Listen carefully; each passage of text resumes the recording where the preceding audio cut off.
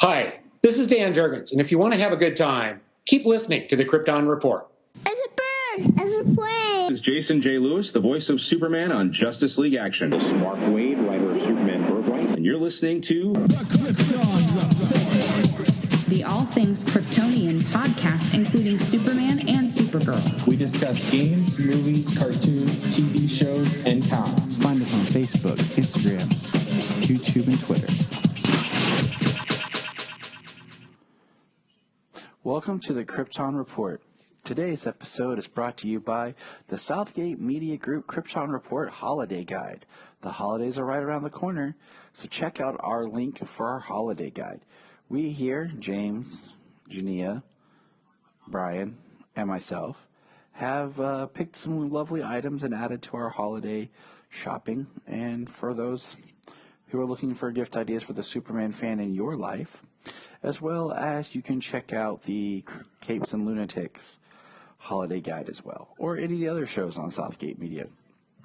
But it's almost Thanksgiving time. So you know what that means? It's almost Thanksgiving time. So we're all hungry for turkey. And I'm rambling. So James, what's up, man? How's it going? It's going good, Mr. James Cole. The muscles from Toledo. I don't know why. It's like that meme I sent you. I was like, Tyler, when he's stressed, and it's the picture of the Grinch eating all that spaghetti. James, when he's stressed, it's like a roided out Bane. Like, Yeah, that was a good one. All right, so let's see what we got going on in the DC neck of the world. Let's see. Inspector Gadget. As of today, as we're recording this, actually some stuff happened today. Like, that's what's neat. Batman Soul the Dragon trailer dropped. And that's cool, because I was actually looking for it the other day, because what I usually do is I usually pre-order all the stuff on Amazon, because then I don't really have to think about it, and plus Amazon don't charge you till it actually ships. So I was like, man, Well, you got to think about it a little bit. Yeah. I have the money there, but If it doesn't, then it just gets declined, and I'm like, oh, cool. But I was thinking about it, just like, man, I haven't seen anything from this or heard anything, and it's not on Amazon. And then they dropped the trailer today, and it looks good. Very 70s retro, you know. So it seems like it's like a 70s almost martial arts animated film. So I mean, I'm excited because, you know, I like all these films, so I'm game. Well, Well, they've got some of the best DC hand-to-hand combatants in it as well. I mean, Shiva, Bronze Tiger, Richard Dragon, and Batman. Which is such an interesting combination. Yeah, but that's an awesome lineup. Yes. Man, to see I mean, you'd have to get a hell of a stunt coordinator and action martial arts coordinator. I mean, to make that work. Just BA in animation or especially in live action. You'd probably be one of those where that would be so cool to see, though. The stunt coordinator is like one of the people. Just kind of like, I know that Donnie Yen is big on if he's in something, he does a lot of the stunt coordinating for it. Right. So. Yeah, that would be pretty awesome.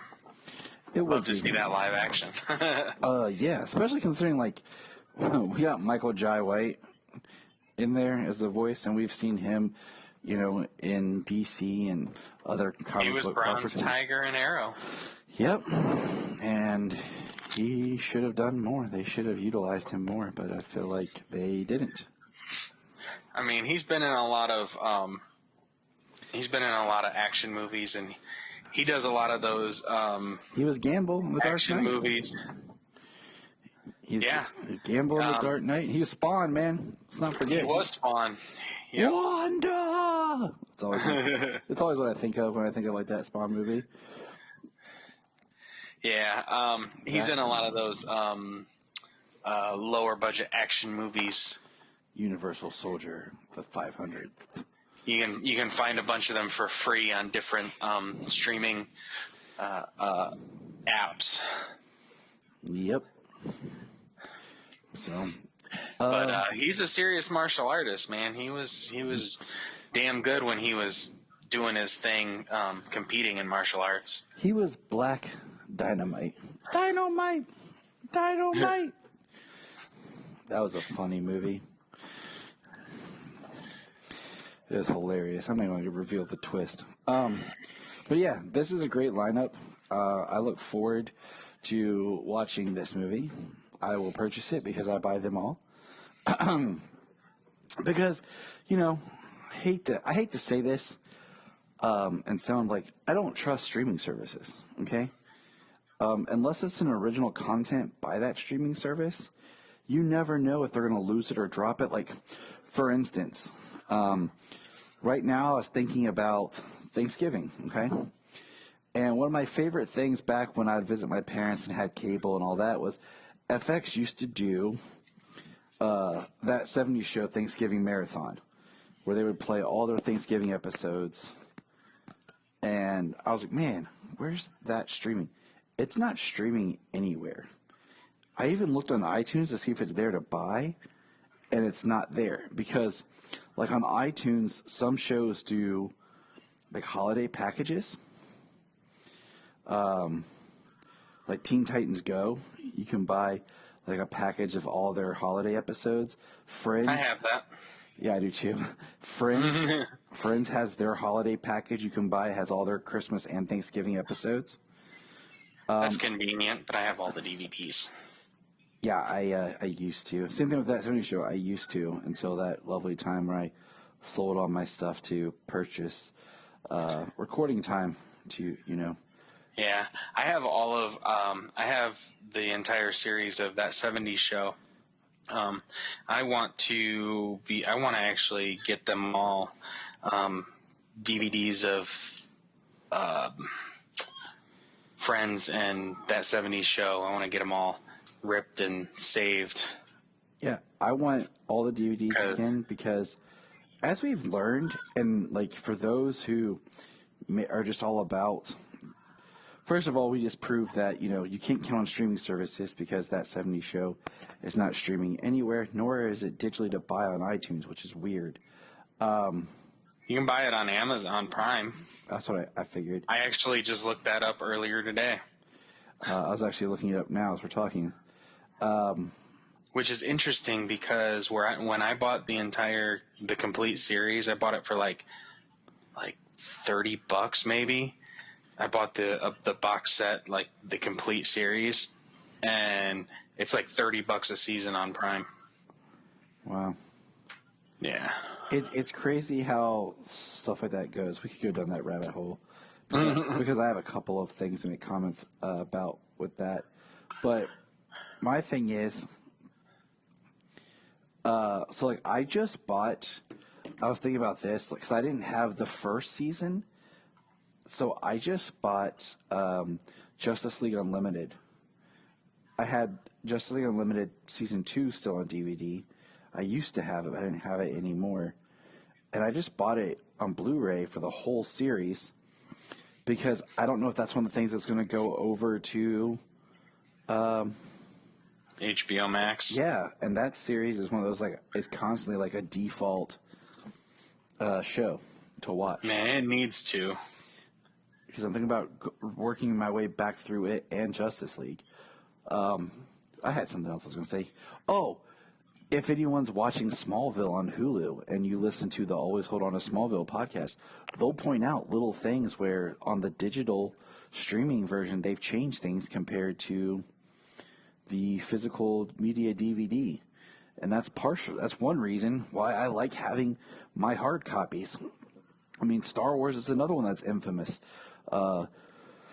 when it appeared on, was it last year when it appeared on Disney Plus? They had made another edit to the Han Solo and Greedo, and everyone who owned a digital copy of it, their digital copy was,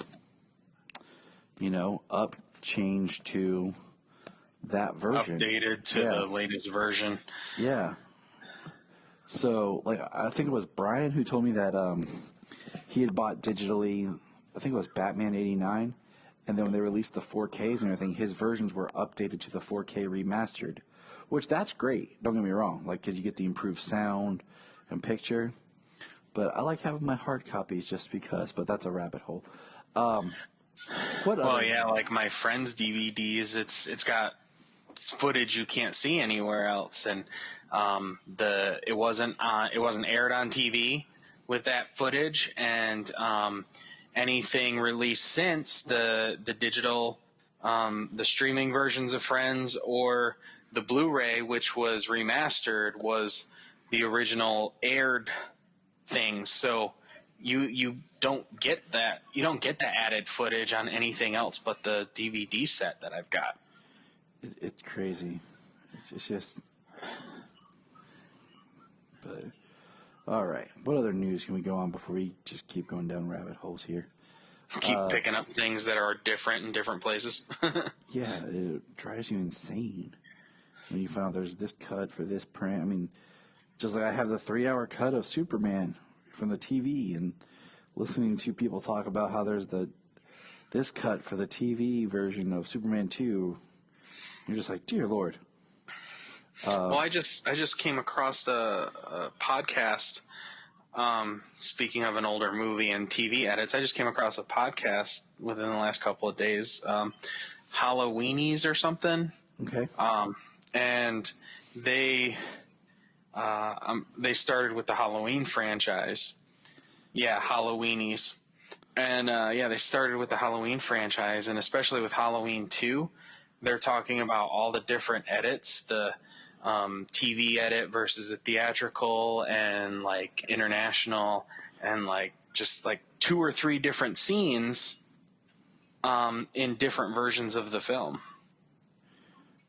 Yep, sounds about right. And the thing is, it's crazy. We'll never experience that anymore because there's no more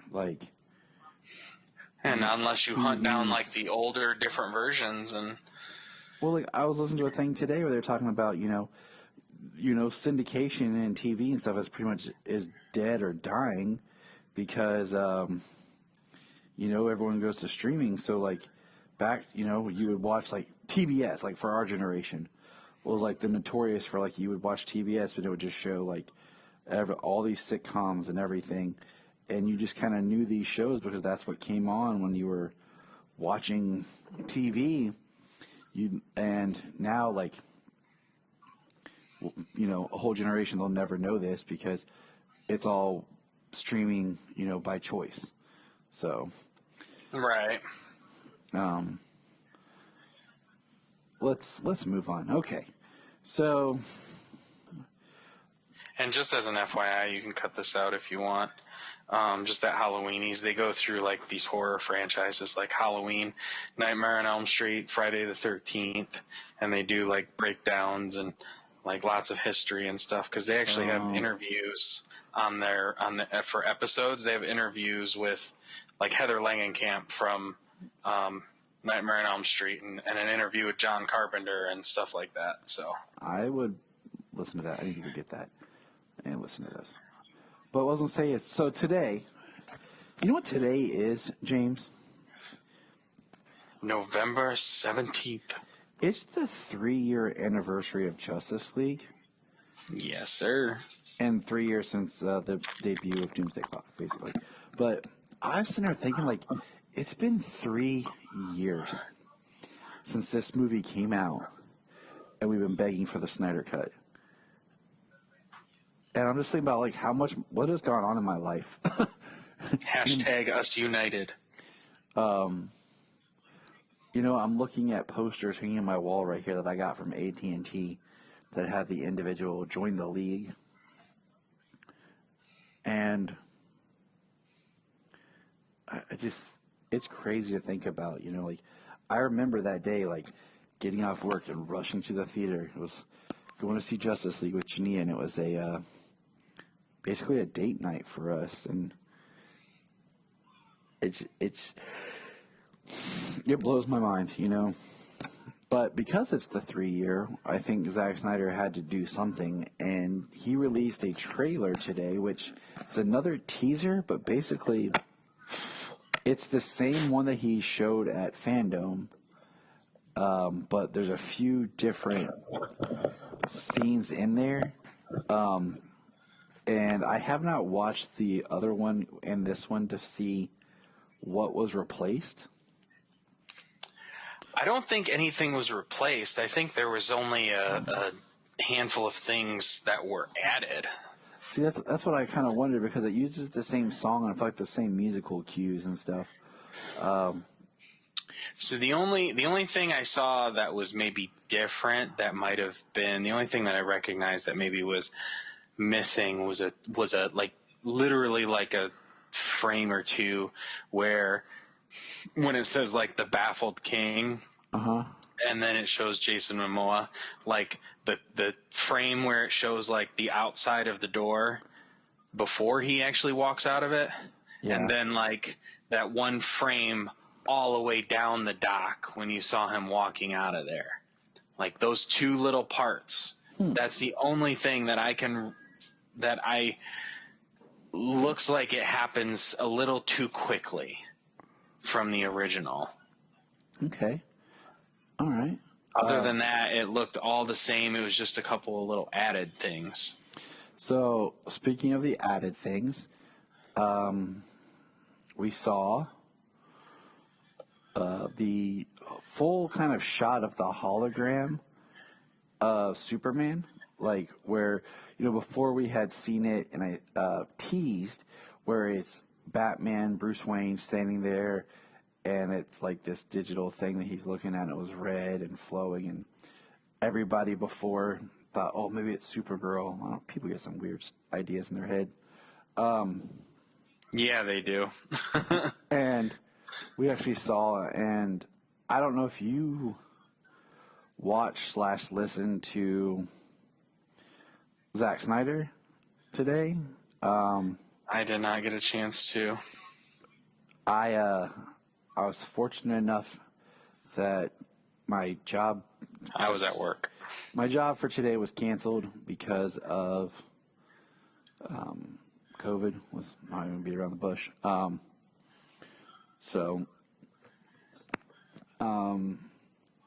watched it, and what it was Snyder going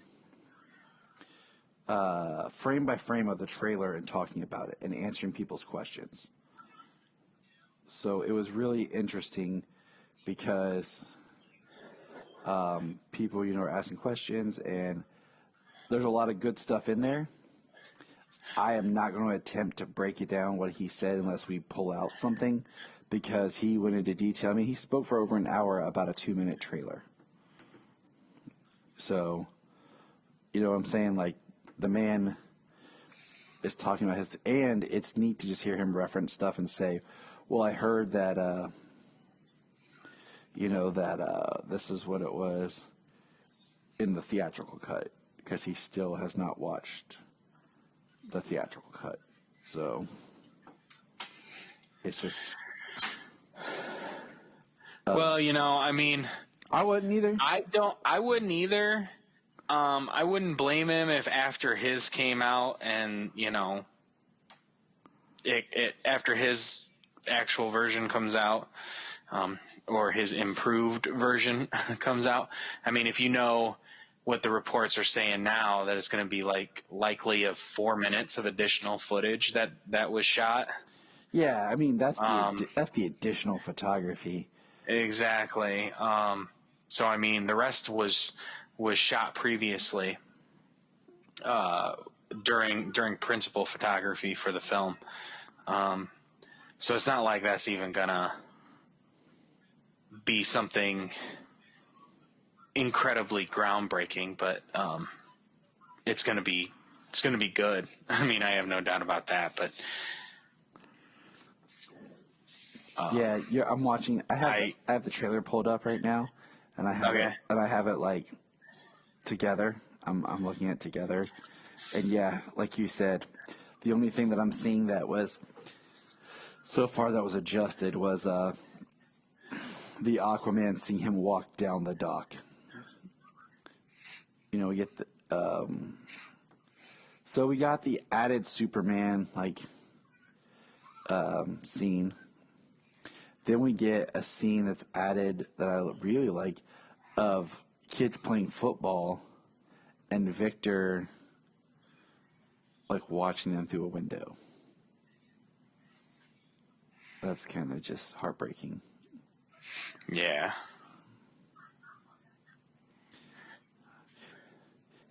So Snyder talked about like Barry, why he has no shoes when he saves Iris is because like the friction and stuff, he just rips through them. And he's talking about why like, things happen to Barry, like he needs his suit.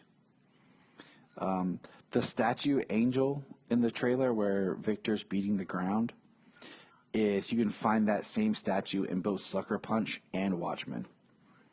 Oh, nice. Yeah, my thought was after he releases his version of Justice League, you know, just out of curiosity, maybe like, all right, now that people have seen my movie, what did they do to my movie? Yeah, I think that would be the time. Like once you're able to heal,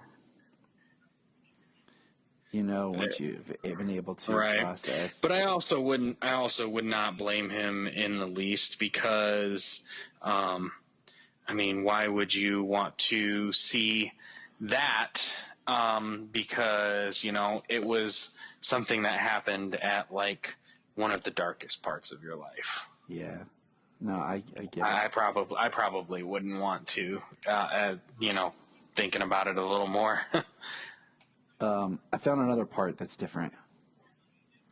Okay. In the original trailer, we get. Wait, I could be wrong. Hold on, let me see. Victor. We don't. Okay, so in the new trailer, we get a shot of Batman, the Batmobile from the front, shooting guns, killing some parademons. That's not in the other trailer. The shot of the Batmobile we do get is a different shot, though. And the gun comes up, and it's like a down over the. It's like just an up over the hood angle. And it looks really good. Mm-hmm. Oh my gosh! Everything this all looks so good. I was hoping, like, you know, if we weren't going to get a full, new trailer, I was at least hoping that we would get, what do you call it? A release date. Yeah. Like that's kind of what everyone's hoping. And like, I have a friend who's saying that, oh, that must mean that they're not going to release it till, November 17th of next year. I'm like, I highly doubt that. Because, I mean, like, it should not take them that long to... A year to finish visual effects that were already started. Yeah. So for the, for the most part. The...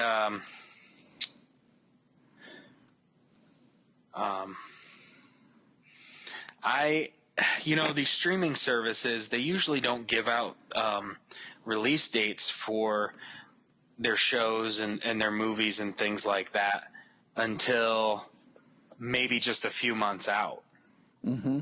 You know, it's not like a movie where they drop a release date 2 years in advance. And they're like, oh, yeah, coming in summer of, 2022. It's like... Yeah. So yeah, that's what I feel like is probably happening here. Okay, so that happened. Check that out. It's probably on YouTube or Vero. You can see what Zach said. The other thing is Zach said that when we see the Joker, he's going to be a different looking Joker. He's gonna not be too much of a departure from what we saw in Suicide Squad. It's going to be the same style and aesthetic, but it's going to be a little different. It's a little bit.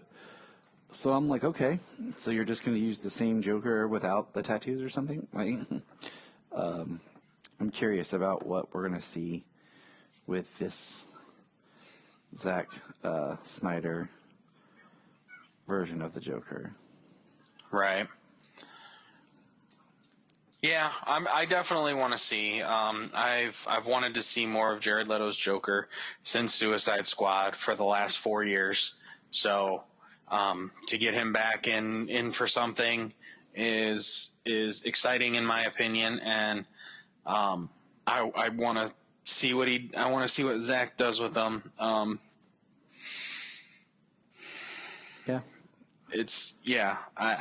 can only imagine, and I'm sure it won't even look however I picture it. So the next thing is, news-wise, is I guess the CW is now developing a Wonder Girl series, but it's going to be based off the newest Wonder Girl. That is the coming up in the future state, right? Isn't that correct? Yeah, she's the South American Wonder Girl. Yura Flora. Cool. But my thing is, I don't know why. It's so weird to me when they want to like. We're already okay and comfortable with like the idea of changing. When you translate to another medium, like changing race and stuff like that. Why her? Like, what is going to be her story that's going to make it so impactful that you chose her? But well, I mean, we got Diana in live action, and we've had multiple Wonder Girls in the comics, and any one of them. I mean, we got Donna Troy on, but they're not giving Cassie Sandsmark any love. But right, that's and that's kind of what I'm leaning towards. Is like we could make Cassie like if you wanted to like. But it's CW, and I mean they're huge on representation. So the fact that they're creating a South American Wonder Girl is right up their alley. And Donna's got Titans. Cassie has nothing. Young Justice, and this new one is going to be on the CW. I just think it's interesting. I mean, kind of like we talked about before, like with the new Batwoman, is kind of like they've broken the mold that it's Batwoman, but she has no parameters. There's no comic like, oh, that's not how they did in the comic, or in the comic her story is this. She's completely new. Ryan Wilder can go anywhere. So it's kind of cool and kind of sucks at the same time. As evidenced by the teaser trailer they released for Batwoman. That was cool. Yeah. It was pretty cool until she hung upside down and said boo, all smiley and joking. That's cool. I mean, once again, like, it's not... It just sticks out as a Bat character, like, But you can't really say that either because, Dick was like that. Tim was like that. Barbara was like that at different times. So, she's not Kate. She's not Bruce. She's not Jason. So. Jason. But yeah, that's pretty much the news. So let's get into some comic reading. We need to catch up with our current comics so then we can get back into our Man of Steel. Because, man, we've had quite a long break from our Man of Steel reading. Thanks, life. Right. Life and it's a lot to keep up on the current books. let alone, you know, going back to reread something else as well. Yeah. So it's been fun. But which one do you want to start off with? You want to kick off? Let's talk metal first. So I talk a lot, but metal's kind of been your big thing, you know. My one thing was that I like that Superboy Prime is back. You know, he appears in Dark Knight Metal 4, Death Metal 4. God, it's like a mouthful. Dark Knight's death metal. Yeah. Yeah. So, excuse me. You know, and I feel like that's two books this year that have brought back Superboy Prime. One, Metal, I think, is using him well, and the other one just kind of like, oh, here he is, goodbye. Right. And I'll let you go. And go. I haven't read that issue. Of Shazam yet. Well, yeah, metal is really its own thing, you know. I know you haven't been reading a whole lot of it except for like the mainline book. Yeah. But all of the metal books, because it's not line wide. It's not like what Future State is going to be. Everything is still telling its stories, and Death Metal is telling its story. So the Justice League books, they feed into the narrative of Death Metal. The one-shots like Rise of the New God and Robin King, Trinity Crisis, Multiverse's End, Speed Metal, and Infinite Hour Extreme are tie-ins that are the entire story. I mean, they could literally add all of these issues to the full run of Death Metal. Mm-hmm. But you know, unless they released them like one a week or something like that, it would take absolutely forever. So that's why they do some of the one shots to tell part of the story, the Justice League to tell part of the story, and they release it all. They can release multiple parts of the story in a single week. I mean, that's but cool.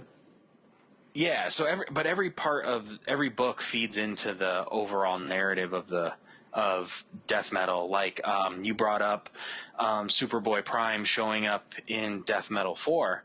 Well, the reason he was there was because in Trinity Crisis, Wonder Woman takes Superman and Batman, and they go back to Crisis on. They go to the dark multiverse world where the Crisis on Infinite Earths is continuously happening. The Final Crisis Earth, where Final Crisis is continually happening, and Infinite Crisis. And Wonder Woman goes to the Infinite Crisis Earth, and that's where she comes into contact with Superboy Prime. And Superboy Prime says, I am Superboy Prime, and on these crisis worlds, Wonder Woman, you lost. So instead of winning the crisis, they lost. And that's how he's introduced back into Death Metal. And then like they've got Calvin Ellis and Multiverse's End, but all of them build into the overarching story of Death Metal. So that's why I'm really reading all of the books. Man, that's awesome. Yeah, and well, like the Justice League book, the characters in Justice League. Mm-hmm. So you know how Justice League was split. It was the Justice League, it was Justice League Dark, and it was Justice League Odyssey. Yeah. So there were characters doing all kinds of stuff. Well, in the Justice League book, you've got Nightwing, Cyborg, Starfire, Detective Chimp, and Hawkgirl as kind of like the team on the ground on Earth, because everybody else is doing so many different things across the multiverse. So like that's the team you follow in the Justice League book. They are all over. When they did that, you know, like split them like that, I kind of lost as much interest in it, just because I was like, I don't know. I like my Justice League. Yeah. It was just Well, one of those things that just, it's like, there has to be that one point where I tell myself no. Right. Because like we were talking about, if not, you get hooked and then you're down the rabbit hole of all these books. Like you go from, oh, I just have a couple books in my pull to, I just dropped $9,000, babe. That's funny. What'd you buy? Comics. Right. Like the day I filled that other room with boxes of comics. Like that day that a certain friend of ours, I will not mention, came over to my house and had said, yeah, I stopped at the comic book store and just spent $70. Don't tell my wife. Don't tell my wife. Funny. At least she's not listening to this. Yeah, so we're good. Actually, it's funny when they split the books like that. I was reading Odyssey and Justice League Dark, and not the main Justice League book. I read Snyder's book, his run on it, but then I kind of fell off of it a little bit. I feel like that's a tough. I mean, like, you know, looking at comics as a whole, like, I feel like Tom King is like become in a way like him and Scott Snyder kind of are DC. I feel like in a way because it feels like they have their hands on everything. And it's like if Scott Snyder touches a book, it becomes like a big deal. He's just earned a pedigree as a writer, and I feel like Tom King is like trying to get that too, because I feel like he's all over the place as well. Yeah, but Snyder has really stepped up and in death metal written all of these characters very well. Batman, Superman, Wonder Woman. He's written them all really well. And there's been a lot of writers on this, like Williamson writes Justice League. Tynan is on a one-shot there. Tomasi, Snyder's on a one-shot. Tynan on a one-shot. Williamson on a one-shot.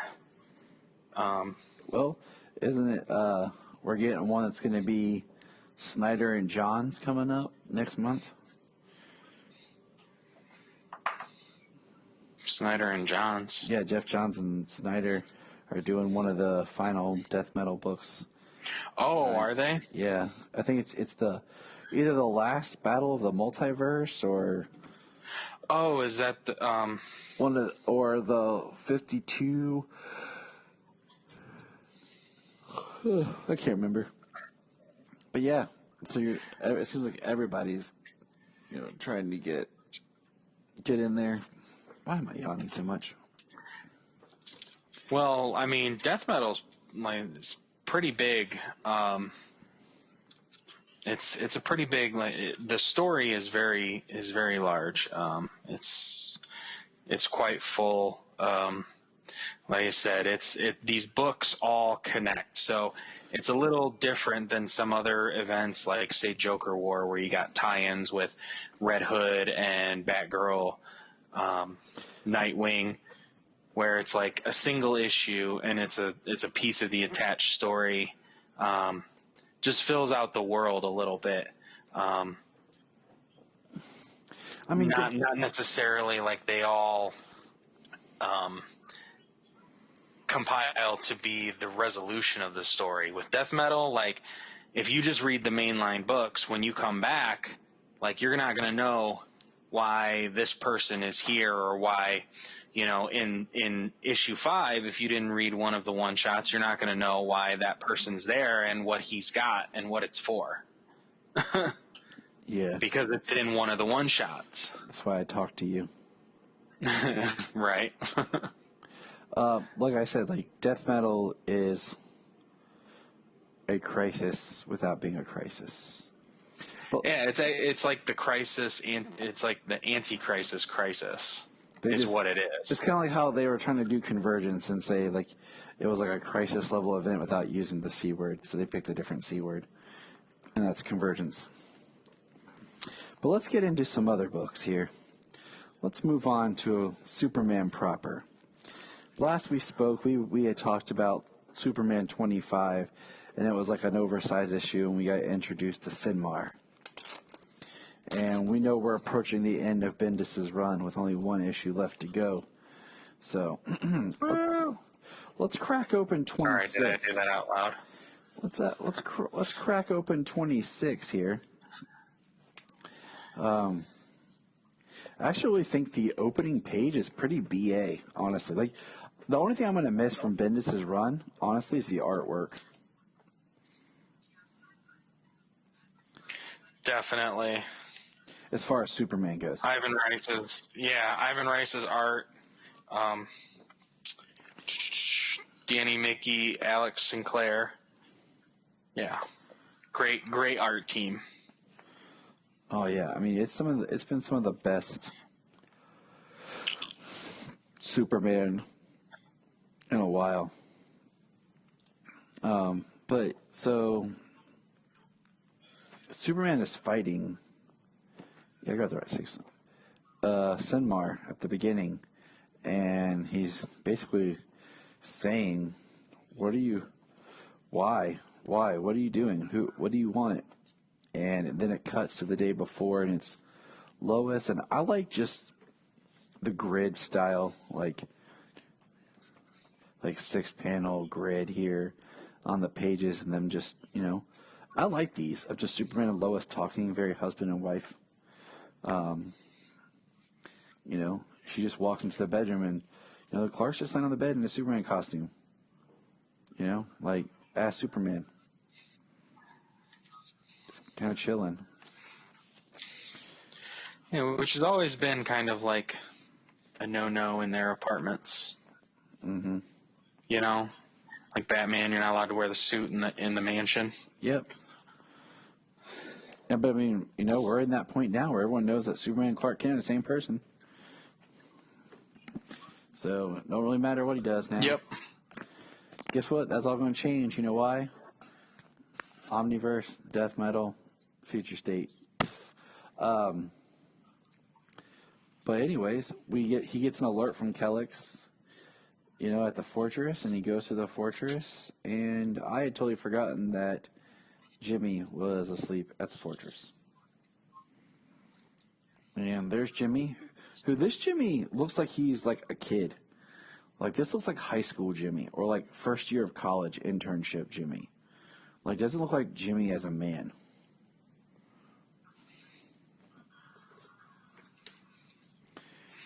He's perpetually young. I mean, to be nice like that. But so then Clark goes back, and the next part is cool because we see Clark at the Daily Planet, and it's weird because Clark's not wearing his glasses. And Clark starts talking with Lombard, and one of my favorite lines is they're talking.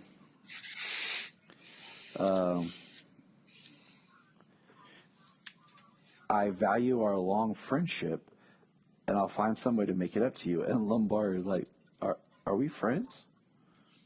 And he's right. like, "Sure." And he's like, "You didn't think we were?" He says, "I thought we were competitors." And it's just kind of funny.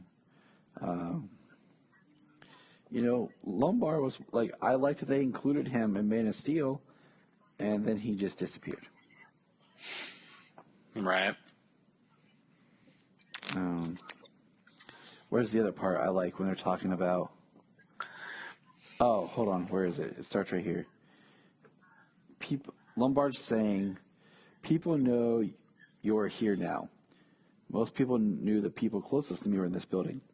You didn't think this is different? You think this is safe?" And Clark says, "Well, it's only fair that I tell you a long time ago, the Justice League installed the same technology around this building that covers the Hall of Justice, this building and a few other. And we fortified the tech after the Leviathan nonsense." And he says, where is it? He says, So my point is, Steve, we're safer in here than really anywhere else but the Batcave. What's a Batcave? Oh, okay. What's a bat cave? See him like leaning over asking somebody else, what's a bat cave? And then Trish Q, you did give Lana Lang an exclusive interview over me. Well, we did go to high school together. You went to high school? It's just kind of like, do people even know Clark, Right? Like, do they think his entire life was a lie now that he's just revealed himself as Superman? Exactly. Like, do they not know? Do they not know the depth Right. that he was living two lives, like as Clark Kent and Superman? I will say though that Well, I mean, probably not, but just the idea of like was he he wasn't always Superman? Superman only showed up so long ago, Like, is Clark only 30 at this time, 33, 36 years old? yeah, probably. Did he grow up as a child? Like, I love the artwork right here with the shirt rip of him just standing there. Yeah, because he gets an alert from Kellogg's that something's coming. And I do want to point out, as a side note here, it is weird, like when you go back and read old books, where there were like advertisement in comic books. And now, when I look at it, the only advertisement that's in a comic book is the Snickers ad. Other than that, everything that's advertised in this is for another DC comic book property.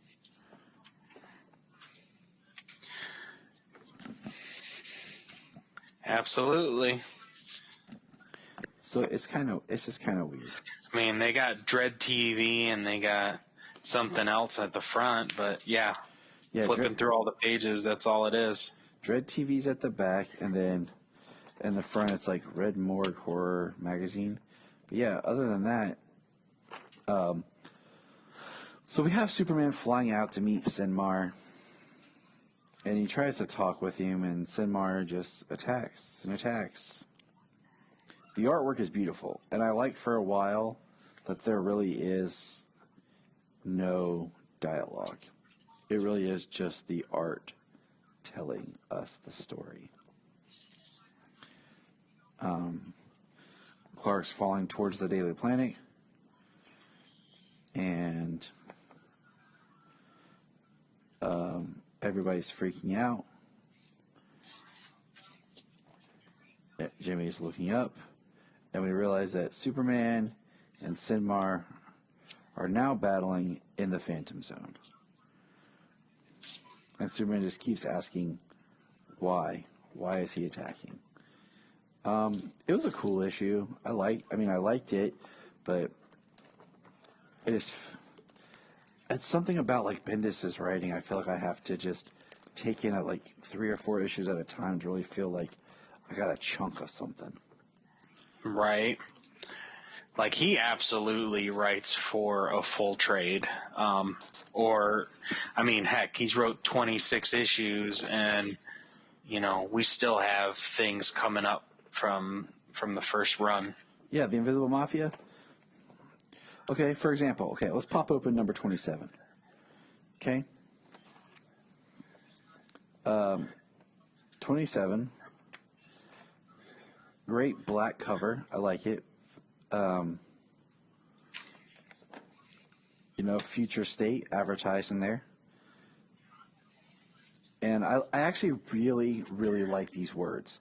I'm going to, on the first page, because I told them to Jania to read this. I'm like, look at it. Don't even put it in the context of a Superman comic, but just these words. My pa said this might happen. Evil. I don't see pure evil anymore.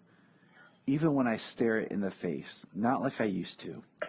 I see pain, I see fear, ignorance, confusion. I know you can't get everyone to see things from the same perspective. So as I get older, I don't see evil. But, and then he goes on, but I really like that kind of discussion point about taking a very outside look at life.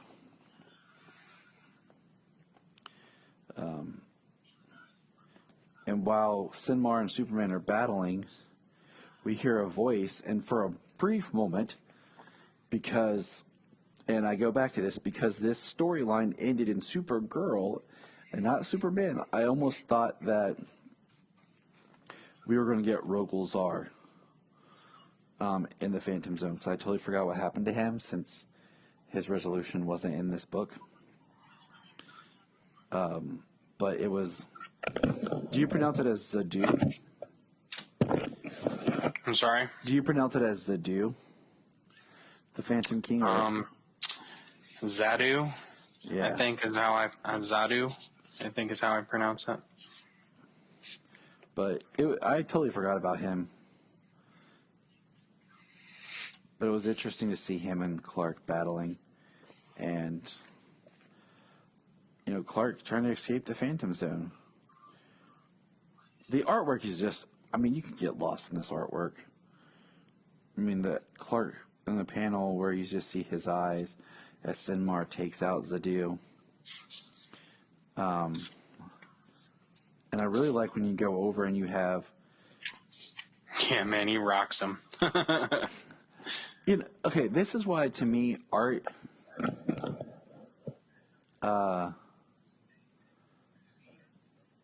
is very important, is because, and like certain things are staple, I see these two women talking.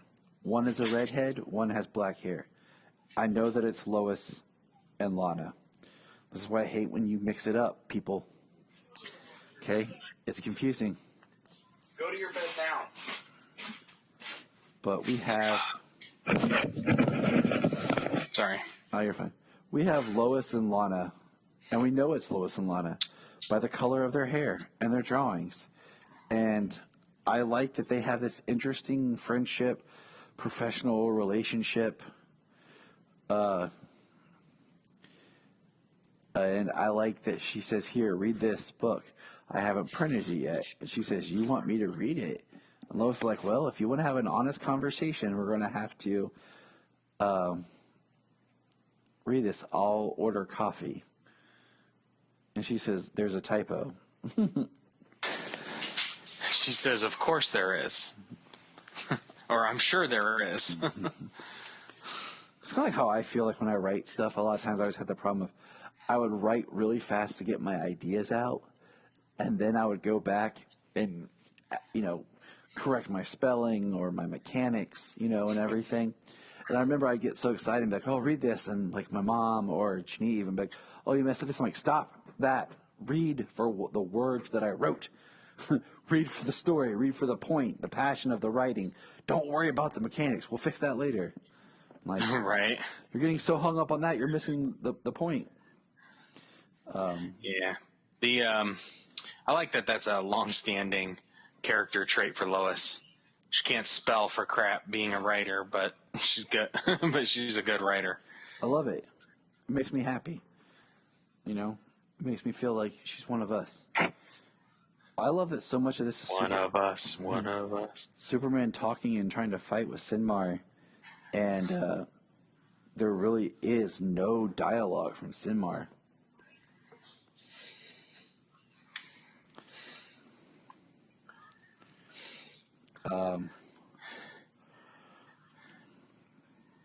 Yeah, it's the art's fantastic. Like, he tries to communicate. That's like the entire issue.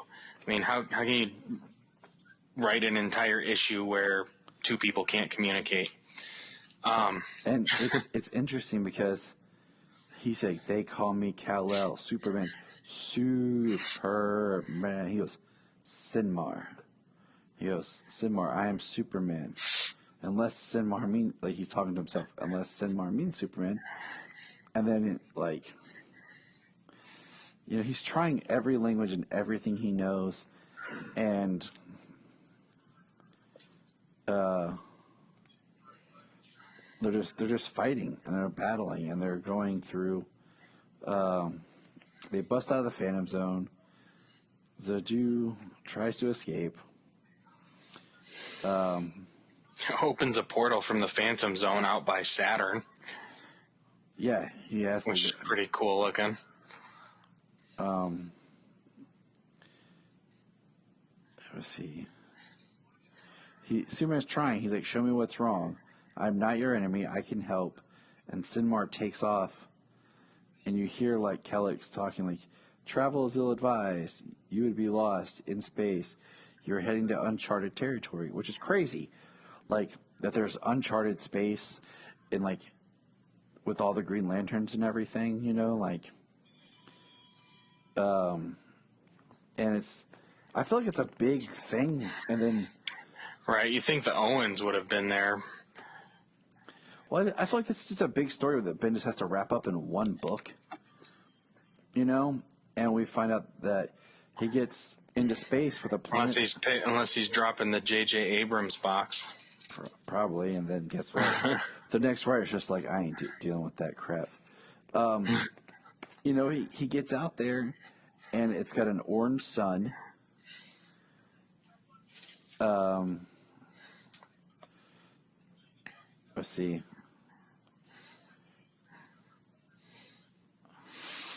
Which is interesting. We know, like, what did a blue sun do to them?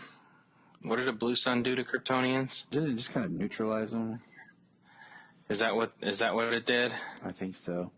And, you know, he says, you can see, like, he's starting to feel shaky and weird, and he's like, like the orange star, like, paralyzes him. yeah. And Sinmar starts actually talking to him.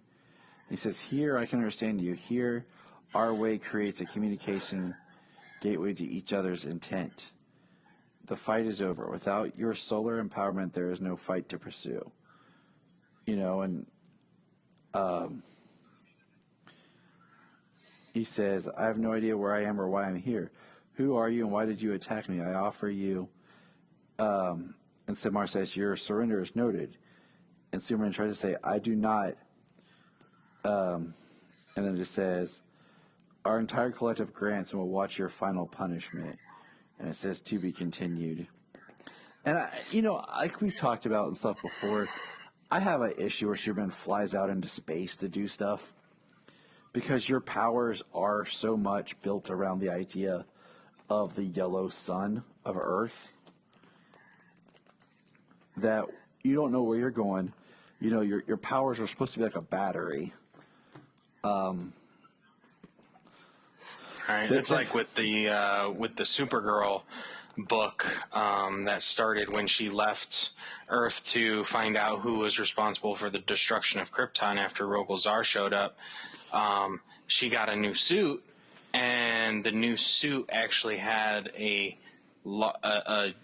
yellow solar charge. Like she could absorb a yellow solar charge and would keep her super powered in space. Which makes perfect sense. Yeah, comic book super science, yes it does. You know, and it drained after so long. She didn't have enough power from the suit to continually keep her going. But yeah, I mean, I always felt like in future state, I guess Superman's going to be like a gladiator in space. And I'm just kind of like, how does that work if you don't have a yellow sun, man? Like, it's your biggest weakness, more than kryptonite, is the fact that you're dependent on Earth's, solar energy. Well, so if we go back to the original incarnation of Superman, Kryptonians were still far beyond humans. Their general physiology was still that far beyond humans. It was, you know, so when they came here, or so when he came here, he was just better than us. He was an alien, but he was just better than us. And then as his powers began to expand and grow, and that's when they gave him his powers provided by the sun and things like that, and that's when it really expanded. So I still think at the core of the character, even when he's depowered, you know, now that after years of training with Bruce and Diana, he's a formidable combatant and still, better than human. Yeah. So, I mean, yeah, they have made his abilities revolve around the sun, and he's not Superman if he's not around a yellow star, but still, I think it still resonates from the beginning, from the core of the character that, physiologically they are better than us from being a much older race. True. They've evolved beyond that. They've physically evolved beyond. So, just something I thought of right then when you brought up how can he be a gladiator in space. So, all right. So that's that book. Now let's migrate over to the other famous Superman title. That next week we get 1027, but we have Action Comics 1026. I got the variant cover for this because I really like just the art. And you know how I feel. Is that Gary Frank's cover with all four of the Super family? It's all Superman, both Superboys, and Kara. It's all four of the Super family, but it's not Gary Frank's. I'm going to take a picture and send it to you. Oh, let's try to send it up here in just a minute. Maybe it's 27 that Gary Frank's is coming out on. Maybe it is. I don't know. Like, one thing I like about the alternative covers and everything is just how simplistic they are. Like, they don't have all the big numbering. They don't have the big logos. They don't have the words or anything like they used to. Like the regular standard comic book covers look like old comic book covers. Yeah. And these look very more sophisticated. I'll tell you one thing about this issue that bugged me is I had to keep flipping my damn book to read it. Oh, I know. That pissed me off. And it just, first you have to turn it left, and then you have to frickin' turn it upside down. Yep. And then you got to turn it right, and then you got to turn it left. Yep. And I was trying to read it in bed, and I was like, she was trying to lay on her shoulder at me. And I'm turning, and she's like, what do you? I'm trying to read this damn book, Jania. Yeah. And once again, this book doesn't have a lot of dialogue in it. We have the Super family fighting. And we have we have one more issue left of this.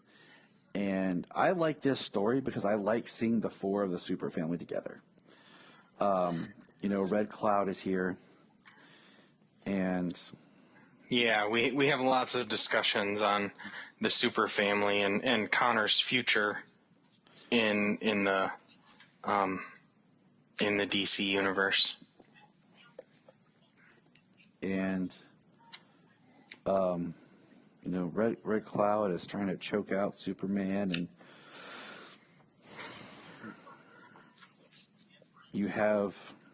That's interesting, though, that it works on him, because after this long, when he talks about her powers and how it affects him, is because they seem to have an extra-dimensional effect on him. Isn't she from an alternate Earth? We learned.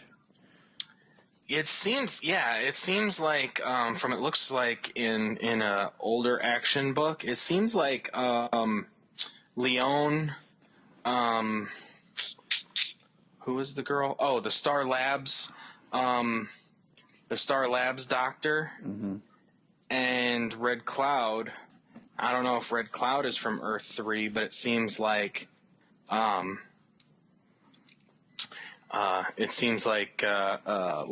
and the Star Labs doctor are from Earth 3, because we get them, the crime syndicate out the window in an introduction between the two, which actually is kind of cool, because it ties over to Young Justice, which I've read, and her interactions with Superboy in that run, with Connor in that run. And I like more with good old Khan. But they brought him back. They're doing stuff with him. He's an interesting character, and there's a lot you can do with him. And but yeah, this I think what's also interesting is in this story is just like while the super family is fighting, you have them trying to say that this isn't the real Lois Lane, that she has proof that she's not the real Lois Lane. Lois Lane, is getting arrested. So I don't know. It's interesting, and Yeah, by the end of the book, yeah. It's like, is this issue annoyed me, like you said, because of like, what do you call it? The flipping. Yeah, having to flip the book to be able to read it. And I feel like that takes away from the story because now I'm focusing on that. And I'm not a huge Romita Jr. art fan, but I'm liking this storyline just because I like that it's Superboy, Superman, Supergirl. And I'm interested to see what they do with here. Because, I mean, I like those threads. I like Connor being back. And what are they going to do with Connor being back?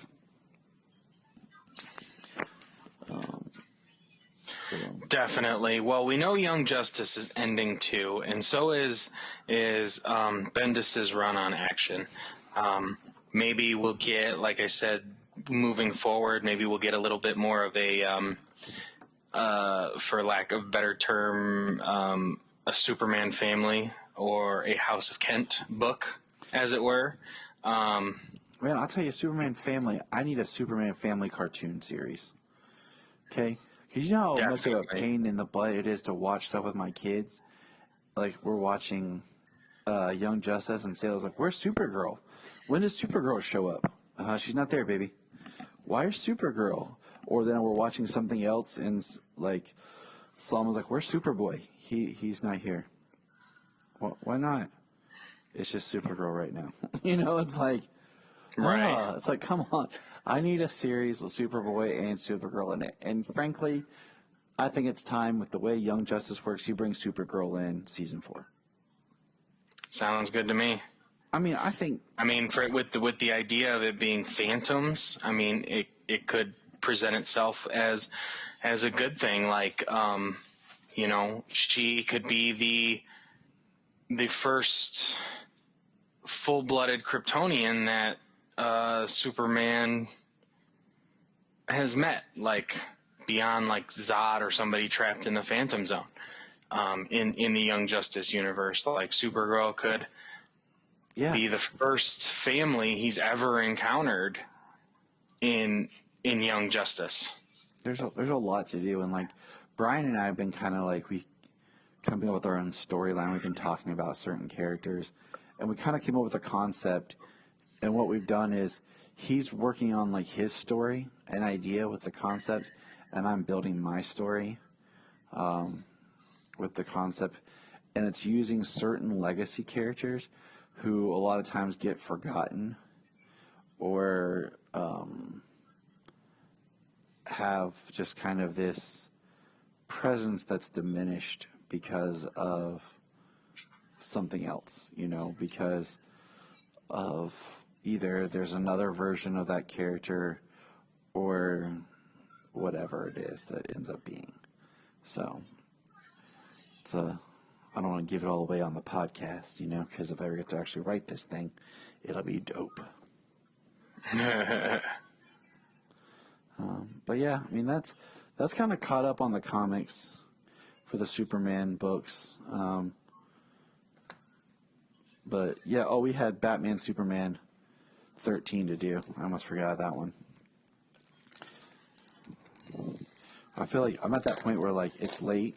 I'm like, man, I don't want to go to sleep, but then I'm like, I can't drink coffee. Is it Right. weird? Like, okay, for example, I had the alternate cover for Action, okay? The variant. Right. I have the variant cover for this, and the variant cover for this is like printed on cardstock paper.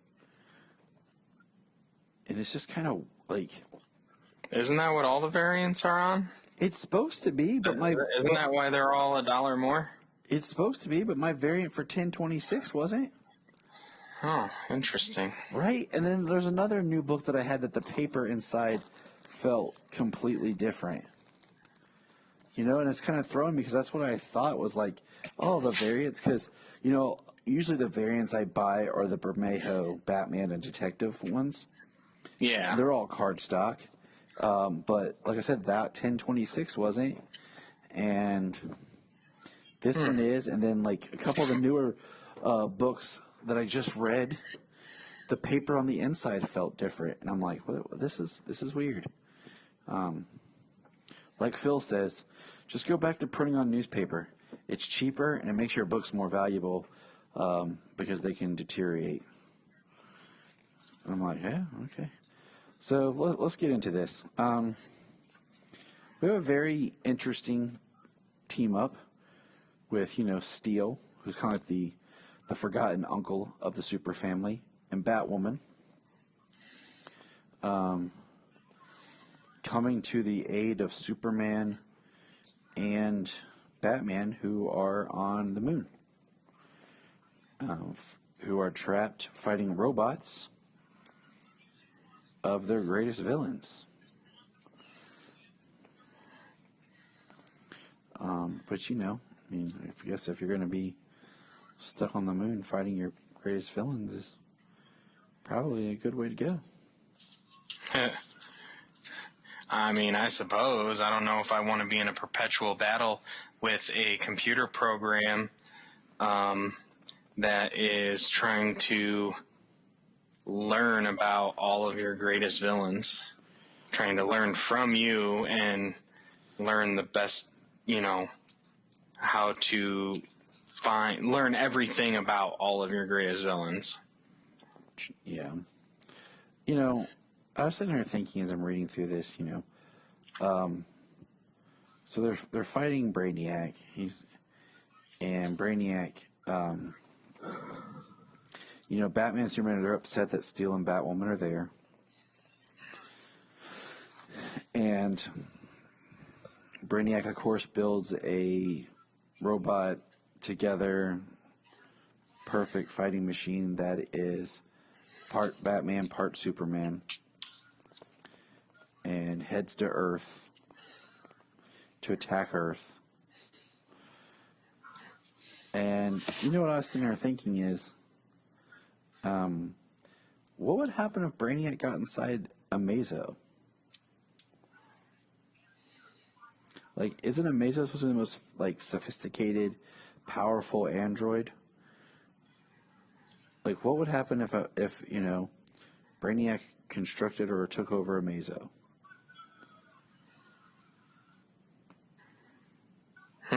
Interesting. Exactly.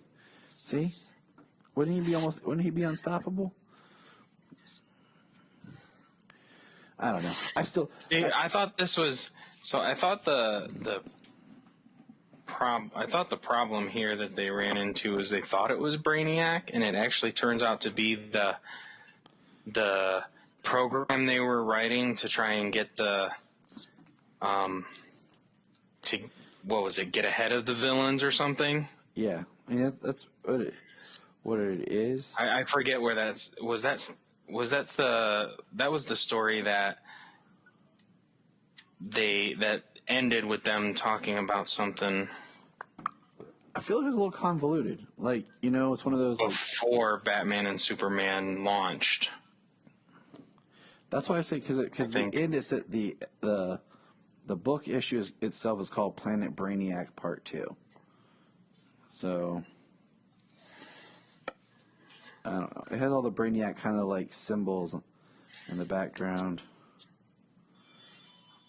It was good. I feel like the Batman Superman book started really strong in some ways. It was all around the Batman Who Laughs, and then it was okay. But I don't know. It's actually, I feel like it's been kind of the weakest Batman Superman like I've read in a while.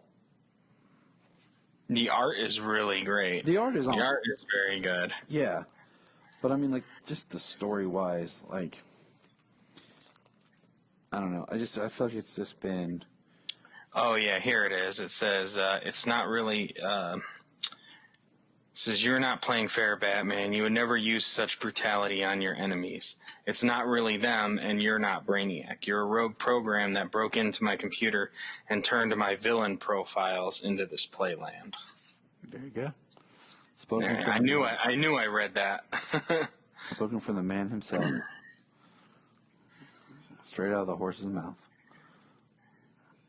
Not that James is a horse, but. But it's late, man. Anything else we want to add on to our comics here? I feel like I mean, I would say something about Young Justice, but honestly, these last two issues were not really about Connor in any way. They were about the Teen Lantern, and Cassie Sandsmark, which we talked about earlier. Cassie gets no love. And she's one of those almost forgotten, like, third tier. Like, I always thought it'd be kind of fun to write, like, a book that's like a third tier where it's like Cassie, Tim, Bart,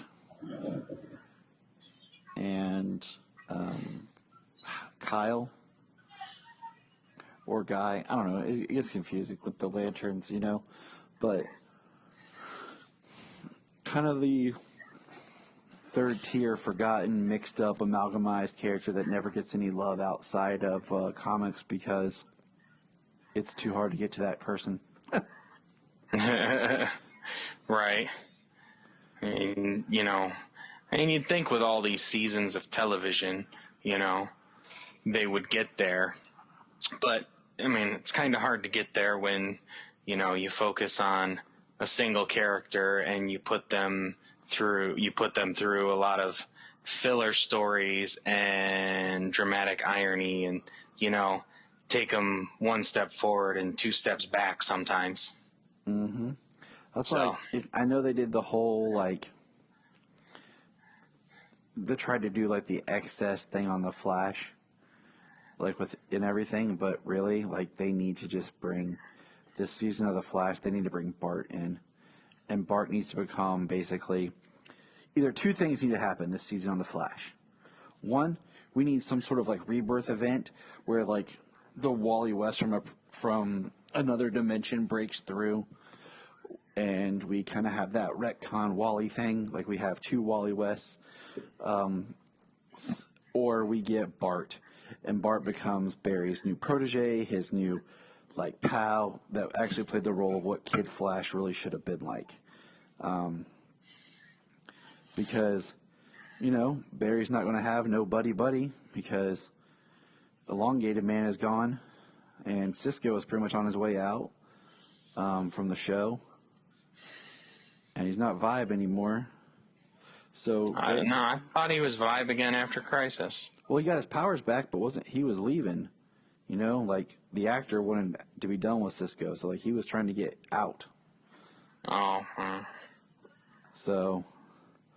and they're trying to build up this whole new Team Flash with what's Allegra or whatever, and I don't know, wasn't that her name? Was it Allegra?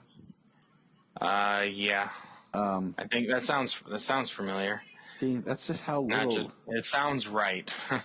That's how little they mean to me. I'm sorry. Yeah, I know what you're talking about, the one that Nash treats like a daughter and works with Iris. Yeah. I mean, she has the UV powers. Yeah, I'm just gonna say, out of every season of any CW show, the first season of The Flash is probably the best they've ever produced. Or I might even say that season 2 of The Flash is amazing, season 2 of Arrow is amazing, but the season 1 of The Flash, hands down, I think is the best superhero television the CW has ever done. I'm looking forward to what they do with Godspeed. I think they have open territory for the most part with Godspeed, and man, that costume looks fantastic. Yes, it does. It's probably the best speedster costume they've produced on this show, and they've had some pretty good ones. They've had a lot of speedsters on their show. Yeah, and they've had some pretty good ones. I mean, a lot of them were just, leather, and they look pretty good. I mean, Flash has got better over the years. I like that. Zooms look pretty cool. But this one definitely. His suit was a constant, upgrade. They had to keep working on it. I like that. I thought by now, if they go one more season, they better give Barry the yellow boots. Isn't that all it's left, basically? Pretty much. So, yeah, I think it's all that's really left for Barry. The yellow boots, I mean, it's weird in the fact that even John Wesley Shipp, with how great his costume was, never had the yellow boots. Right. Yeah, I think he should get them. If they go one more season, because so far in images I've seen, he does not have them this season. Well, let's see. I feel like they've been very, like we talked about before, they've been very kind of, I feel like everything's a little hush-hush, I think there's a little less leaks because there's not as many people. Everything's, and everything's kind of quiet, it's weird because it's hard to get excited for anything because, did we talk about, I think we did, that Wonder Woman, was it? No, we didn't talk about it because, right? Because we just found out we the end didn't of our speak recording. about Wonder Woman. Yeah, but basically Wonder Woman, now they're looking at pushing it till next year or doing an HBO Max thing. Or I say, one, don't do HBO Max. I say just do a digital release and then plan a theatrical release as an extended cut or something. Because at this point, there's people out there who are like, we're going to wait. We'll wait longer to see it how it's intended on the big screen. You know what? All the other companies are looking at ways of ignoring the big screen because no one's for sure when or if theaters are going to open. And every movie has a shelf life. I'm sorry. You have already... all the hype towards Wonder Woman is kind of gone. There's no more market tie-in. I've seen all the toys have been, kind of discounted or disappeared. All the merchandise has been disappeared or discounted. There's promotional stuff you can find that says the different dates, and the biggest thing was they should have kept the October date and just dropped it digitally. Released it in theaters and digital all on the same day. Well, I heard that there are other companies that are exploring the idea. Maybe Warner Brothers is one of them. Exploring the idea of the limited theater run, about making it, only available in theater or solely available in theaters for a few weeks and then releasing it digitally. And that's what they should have done in October, because by now, you've moved it around so many times. We'd just be getting it digitally right now. I mean, in all reality, we should have already owned it, because it was supposed to be November of last year, and then June, then August, then October. Yeah. It was November, then they moved it up a short time. They moved it up a short time, into October, and then they moved it back to June away from Joker. And then since then, it's just moved farther and farther because of 2020. You know, and like the movie's done. It's been done. Like they should have been working on Wonder Woman 3. You know, I feel like all that goodwill that was built up in fandom for it was like kind of like a way of re-energizing it. It's gone. You know, At this point, they either need to do, you know, maybe a limited theatrical and then the digital release, or there's no guarantee that you could even go back to theaters come, say, if they released Justice League in like March or something on HBO Max, and then they released that in May in theaters. There's no saying that people will be able to go to theaters, or people will be comfortable enough to go to theaters by May. yeah. I mean, you know, TV's just now back in session, but I mean, look at Disney. Disney is producing quality content. Their goal is now they're not going to focus as much on is it going to be for a theatrical release or are we just going to do it on Disney Plus. They're really going to push their services farther.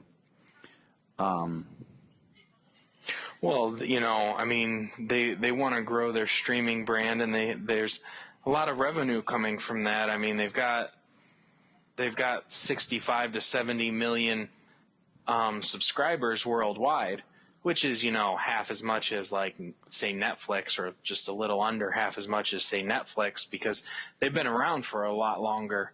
But they also, Disney Plus is also worldwide.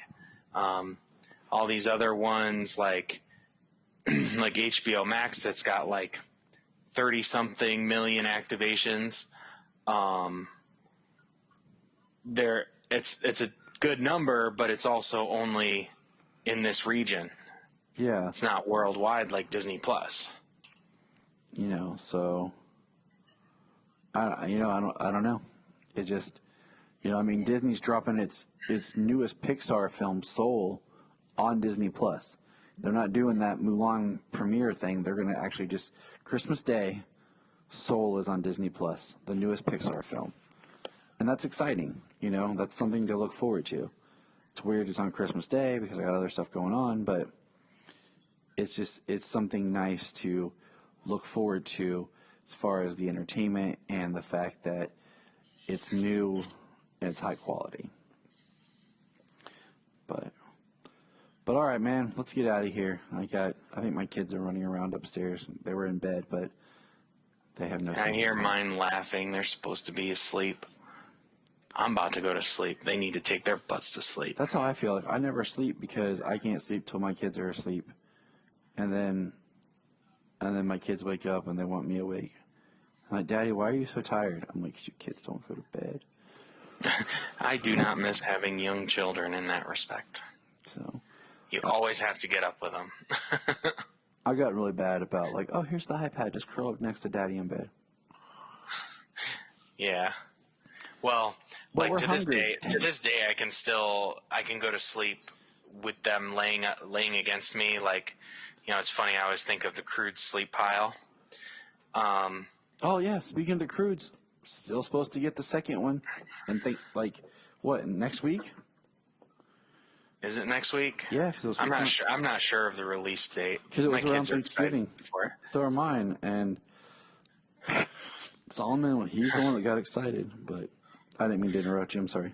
No, that's fine. I always think of the Crude sleep pile though, because even to this day, when my kids lay with me, lay up against me, like I can fall right asleep. Because there was a time when I was working third shift, and that was one of the times my ex had something to do, and I was working thirds, and I had to be home with the kids, but I also needed a little bit of sleep, so I laid them down with me. And they got to watch TV, and, you know, I put on PBS, and they got to watch PBS, and I got a few hours worth of sleep, and then I could go back to sleep again a little bit later before I had to go back to work. But I would always lay them down on me so they could watch it. And when they got up, I would wake up. When they got up to leave, go do something, I would wake up. Mm-hmm. So I got used to falling asleep with them laying on me, sitting back up against me like I'm a big pillow or something. And I got used to it. So now to this day, I can just have them curl up next to me and I'm out. I can take a nap like that. All I have to do is get my kids to come lay with me. No, I totally get it. So, but all right, man. That won't last. They're 10 and 11, so that's about to be done soon. Let's get out of here. Let's get some sleep. Remember, good listeners, James and I need rest. Yes, we do. Look up in the sky. Look up in the sky. Look at the sky.